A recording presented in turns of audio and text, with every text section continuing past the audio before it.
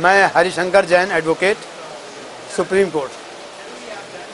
आज पूज्य बापू जी का 3 साल केस हो गया, तो आज ये मतलब आप एक वकील हैं, इस पे बापू जी के केस में आप देखिए, ऐसा है कि बापू जी का केस कि मैंने एफआईआर देखी है, मेडिकल रिपोर्ट देखी है और उसके बाद जो बयान हुए हैं उनको मैंने अखबारों में पढ़ा है।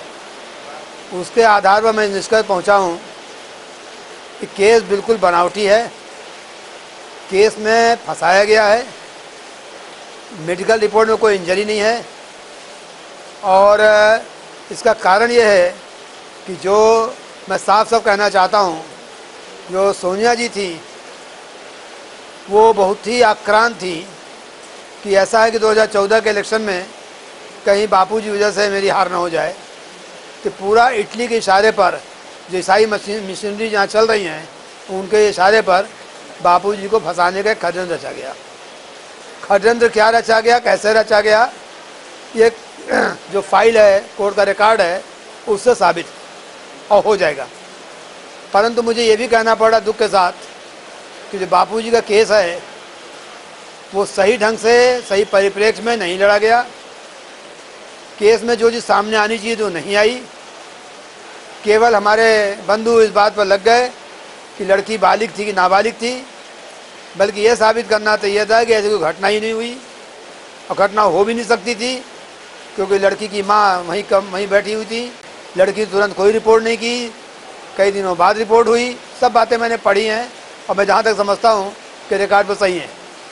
परंतु मुझे दुख के साथ कहना पड़ रहा है कि माननीय न्यायाधीश महोदय को हमारे वकील बंधुओं ने जो सही बात पहुंचानी थी वो नहीं पहुंचा पाए, जिसकी वजह से कोर्ट को प्रथम दृष्टया लगा कि मामला सेक्सुअल हैरेसमेंट का है। दूसरी बात, इनको फंसाने के लिए, किसी अभियुक्त को फंसने के लिए और उसको फंसाने के लिए, दोनों के लिए मोटिव होता है। आज बापूजी को फंसाने के पीछे सबसे बड़ा कारण था कि उन्होंने गौ हत्या का, समाज सुधार का, हिंदुओं का जो धर्म भ्रष्ट हो रहा है उसको बचाने का, तमाम तरह की जो मिशनरीज काम कर रही हैं उनको रोकने का, और तरह तरह से जो हिंदुओं पर अत्याचार हो रहे हैं उन अत्याचारों के खिलाफ बोलने का साहस किया, जिसका दुष्परिणाम कुचक्र के तहत उनको झेलना पड़ा। दूसरी बात, आश्रम में पुलिस छापा मारती रही। मुझे नहीं समझ में आ रहा है, मैं अभिज्ञ हूँ कि छापा मारने के खिलाफ कोई जिम्मेदारी क्यों नहीं की गई, ऑब्जेक्शन क्यों नहीं किया गया। न्यायालय में मामला पहुंचना चाहिए था। किस तरह का छापा मारना कहीं सूचित नहीं है। जो बापूजी के पुत्र नारायण दास जी हैं, 2006 की घटना, 10 साल बाद कोई स्त्री चिल्ला रही है, 8 साल बाद कोई स्त्री चिल्ला रही है। अगर इस तरह रखा जाए तो आज कोई भी जज, कोई भी सांसद, कोई भी मंत्री सुरक्षित नहीं रह सकता। किसी को पैसा दे दीजिए, कोई दुर्भावना, कोई प्रलोभन दे दीजिए, पद की लालच दे दीजिए और वो आदमी कहना शुरू करेगा 8 साल 10 साल पहले मेरी घटना हुई थी। अगर लोकतंत्र को, यहाँ की मर्यादा को सुरक्षित रखना है, यहाँ के संविधान को सुरक्षित रखना है, यहाँ की धार्मिक भावनाओं को सुरक्षित रखना है, तो कोई न कोई नियम का पालन होना चाहिए। मीडिया ट्रायल से कोई ट्रायल नहीं हो सकता। अब बापूजी केस में जितने कम्युनिस्ट विचारधारा के थे, जो देश विरोधी शक्तियाँ थीं, उन्होंने मीडिया के द्वारा एक ऐसा माहौल बना दिया कि न्यायपालिका में संदेश गया कि वाकई में यहाँ बड़ा व्यभिचार हो रहा था।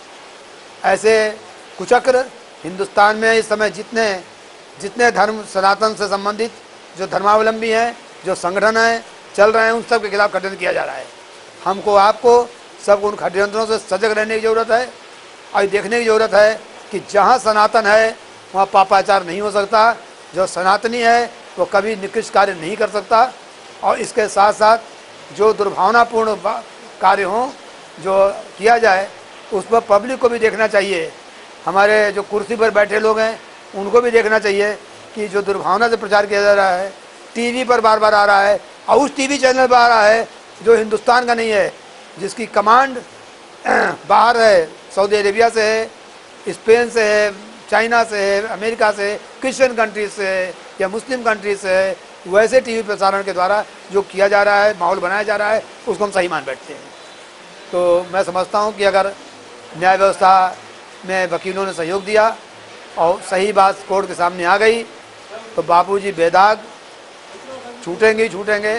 साथ साथ जिन्होंने छूटा फंसाया है उनके खिलाफ मानहानि की हर्जाने जनाने की कार्रवाई होगी, और उन शक्तियों का जिन्होंने झूठा बताया है उसके लिए भी कार्रवाई होनी चाहिए, और उसके लिए आयोग बैठना चाहिए कि कुचक्र किसने रचा। अगर कुचक्र सामने आ जाएगा तो देश में बहुत चीज़ें ऐसी आएंगी कि जो कि यहाँ के हिंदुओं के धर्म स्थानों के खिलाफ, हिंदुओं के धर्मगुरुओं के खिलाफ जो कुचक्र चल रहा है उसका भी पर्दाफाश होगा।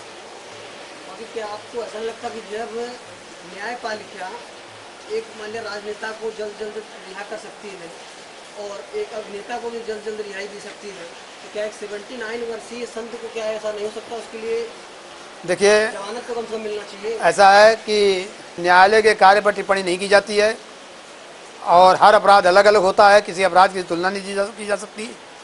आपको ये बतलाना चाहूँगा कि तमिलनाडु में जो शंकराचार्य जी थे उनके साथ भी ऐसे ही हुआ था, बाद में बेदाग छूटे थे। अब जो चीज़ गलतियाँ हुई हैं हमारे भाइयों द्वारा, आपके जो पैरोकार उनके द्वारा हुई हैं, होता कि मेरे वकील भाइयों को सही सही बातें न बताई गई हों, उनको सही मटेरियल न दिया गया हो, जो भी कार्रवाई हुई हो, पर जो गलतियां हुई हैं उसको देखिए। अब किसको दिया गया किसको नहीं दिया गया इसकी तुलना नहीं होती है, पॉलिटिकल में भी हो सकती है, लीगल रूप में नहीं हो सकती।